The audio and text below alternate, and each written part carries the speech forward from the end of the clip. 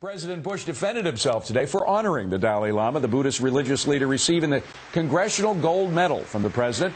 China now opposes the honor because of the Lama's insistence for independence for Tibet. I think it's a good thing for the president to do, to recognize those who Congress has honored. And I'm looking forward to going.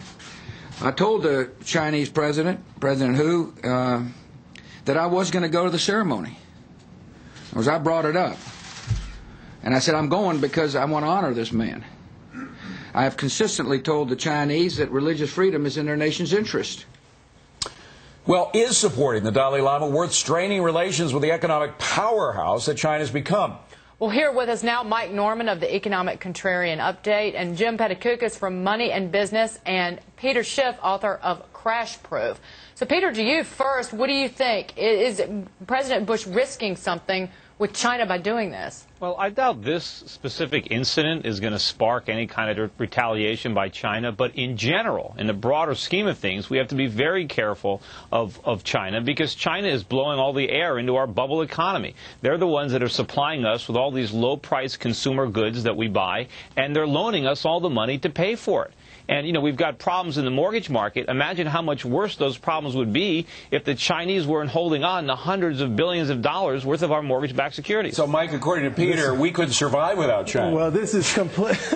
Look, China can't survive without us. Let me put it very simply. China needs to produce 25 million jobs per year. We're dancing in the streets here in the United States if we produce 2 million jobs per year. They grow their economy precisely by selling into our market. By the way, I don't even know if Peter knows this. We import about $250 billion worth of goods from China every year. That's tiny compared to the overall U.S. economy, okay? The other thing he probably doesn't know is that over the past 4 years, we've grown our exports to China almost threefold. So they're going to be ended up to be a very strong consumer of our products. But, Jim, that doesn't mean we go cap in hand to the Chinese and do everything they say, like not meeting the Dalai Lama, right? Absolutely. First of all, I think I could have done that Bill Murray monologue off the top of my head. I love you, Jim, but you couldn't. You couldn't. Trust me. Don't go there. Go ahead. China. Wouldn't have been as funny. But second of all, you know what? China does need us. The whole sort of raison d'etre for the Chinese government right now is economic growth, being able to deliver higher standards of living to their people. And if they can't do that, there's no reason for them to be in power. And for them to do that, they need the United States. They need our markets. They need to keep their economic growth at a blistering white-hot pace. No, they don't. They do not. They have. There's a billion consumers in China. They're hardworking. They don't need us at all. They can produce. If they can produce, they can consume. 700 million of those Chinese. They are not a consumer-driven economy yet. No, but there's no such thing. Our consumer-driven economy, we're going to drive it into the ground. This is a giant, bubble. We've borrowed money from the rest of the world to consume. We're a mess. They don't need us. No, that's absurd. Most countries in the developing world, such as China, have grown their economies because of the United States, because of their ability to sell their products into the United States. That's not. 700 million. Peter, wait a second. You had your chance to speak. 700 million people in China live in abject poverty. Okay, so they need to change that equation. And President Bush, by the way, making this appearance with the Dalai Lama, sending a strong signal that the Chinese leaders themselves already know they have to narrow that disparity in income. They have to open up their society, which is basically run by a bunch of leaders in there and 1.3 billion people with no say in that society. Let Peter respond. Mike, Peter. The way to change that, the way for China to improve the lot of those 700 million people is to stop subsidizing our economy, but let the Chinese yuan rise. Hold on, Mike. What China needs to do is Jim, you're going to get the final word. Go ahead. All right. Go ahead, Jim. What China needs to do is keep their economy moving, move those people into the middle class, and then they will demand more freedom and become a democratic capitalist country, which is what we want. It's our greatest foreign policy goal, just about. That would be best for everybody. Let's leave it on that note.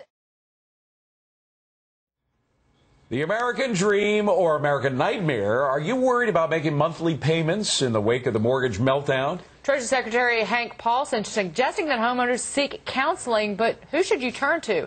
Our Shivani Joshi is here with some answers. Thanks, Dagan. Well, for hundreds of thousands of Americans out there, mortgage foreclosure isn't just a concern, it's a reality. In September alone of this year, there were over 224,000 foreclosures in the market. That's up almost 50% from last year. We're probably going to see a lot more of that. And if you are a homeowner and you are concerned you may not meet your mortgage payment, there are options out there. Foreclosure isn't the only answer. We're going to give you some tips on how to save your home. First up, don't ignore the problem. If your lender is trying to contact you via phone or mail, answer the phone, open your mail. Not answering your mail is not a good enough answer for not meeting your mortgage payments. 1 or 2 missed mortgage payments is a good enough reason for seizure, so pay attention. Secondly, read the fine print and understand your rights. We know that loan documents tend to be lengthy and convoluted and complicated, but you know what? Until you read your fine print, you're not going to know what rights you have and you're not going to know what help you have available to you. So watch the fine print there.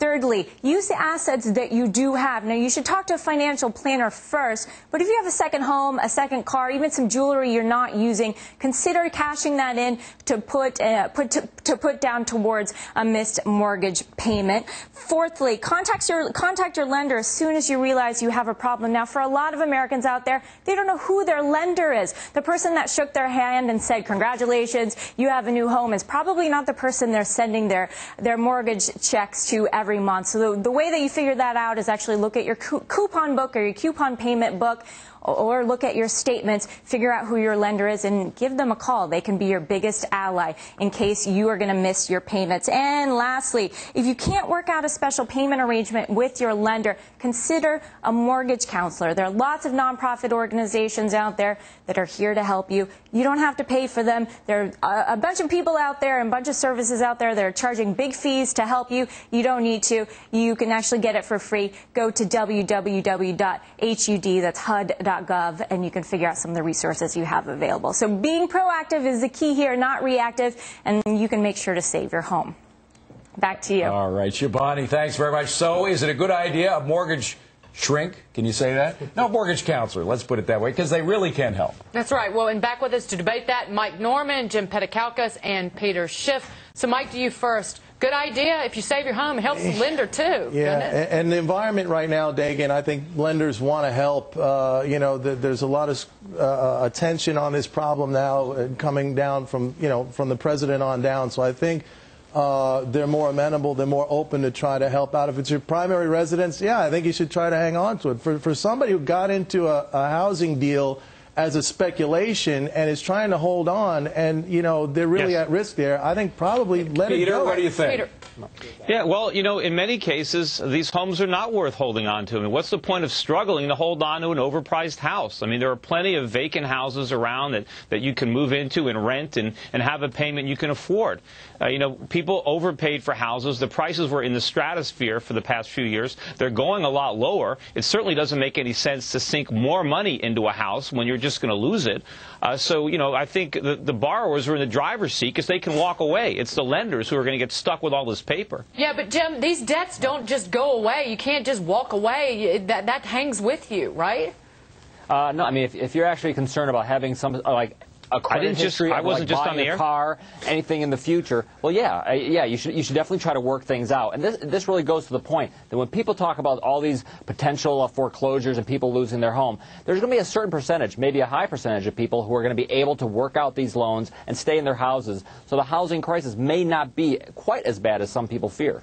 Don't compound a bad, an error in judgment with another error in judgment, would be right? what? Selling when prices have already come down, if you can. I don't agree with Peter, again, because I think selling now might be at a very bad just because point. you don't like agreeing with Peter. I don't like agreeing with Peter. Let's be honest about it over here. But I don't think you should compound an error in judgment with another error in judgment. Look, Mike, on one point, you're right. If you can't hold on to it, you got to get out. But if it's possible to work it out, David, if it's possible to work it out, then work it Peter, out. quickly. Prices are just starting to fall. They have a long way to go. Remember, Mike, back in December of last year, December of '97, when I predicted all the problems we're having right now in the housing market and the lending. The oracle of what now? I forgot. The oracle of what? Let me finish. Mike,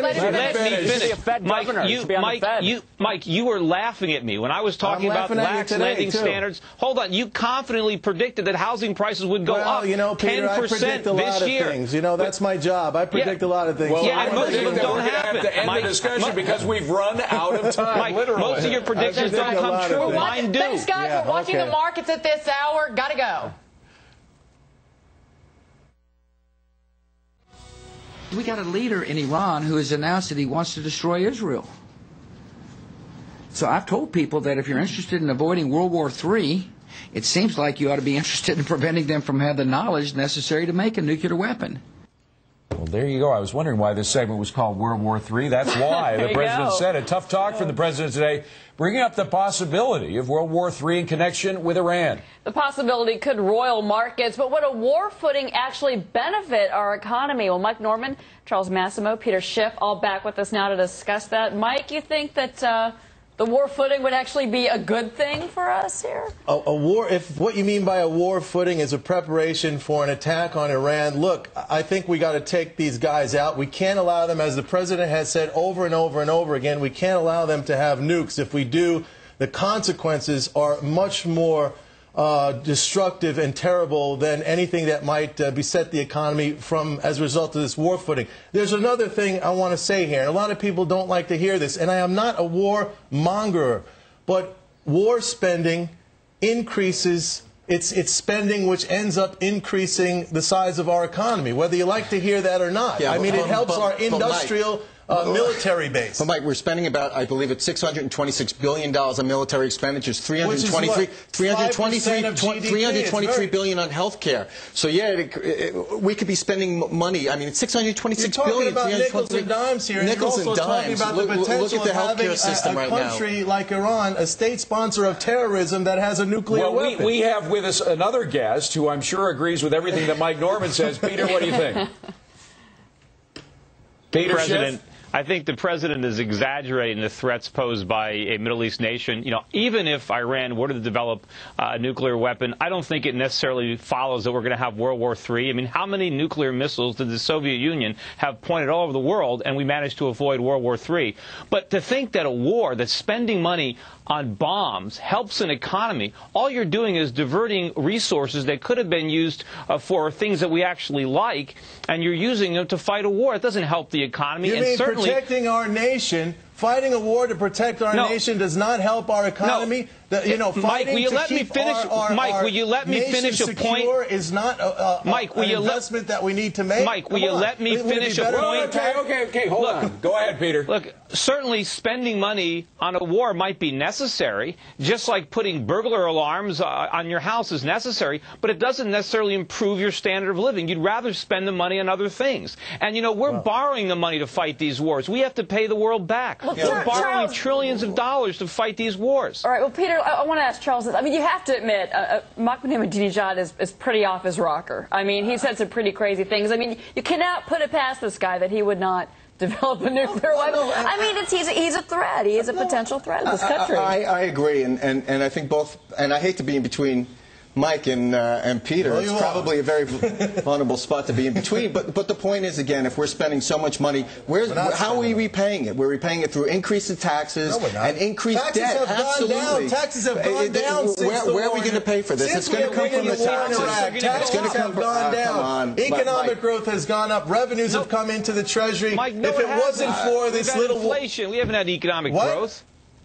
We've had inflation. That's all we've had. We have not. Those statistics, sir, are adjusted. Those GDP statistics are adjusted for inflation. You got to go back and study economics 101 because obviously you don't know what you're talking about. Those numbers are adjusted for inflation. I know enough to have made accurate forecasts on the markets over the years, unlike you. One forecast which never came true was that the American economy was in demise, and it's not. We've added trillions and trillions of dollars of wealth ever since you've been saying that for 6 or 7 years. Take a breath, Mike. Go ahead, Peter, quickly. Mike, the government is telling us that over the last year, the price of food is only up by 4.5%. All right, so the price of energy is only up by 5%. Okay. Anybody who goes to the supermarket or fills up his car with gas knows that's nonsense. Now you're going to fall back on, I don't believe the Charles, numbers. like it or not, you're in the middle here. Final word. Go ahead. Unfortunately, I think I have to massage Mike and calm him down a little bit. I don't believe the numbers. I don't want to see that, but final word quickly. No, again, I think there's other avenues. There's other avenues that I think we need to be spending money on.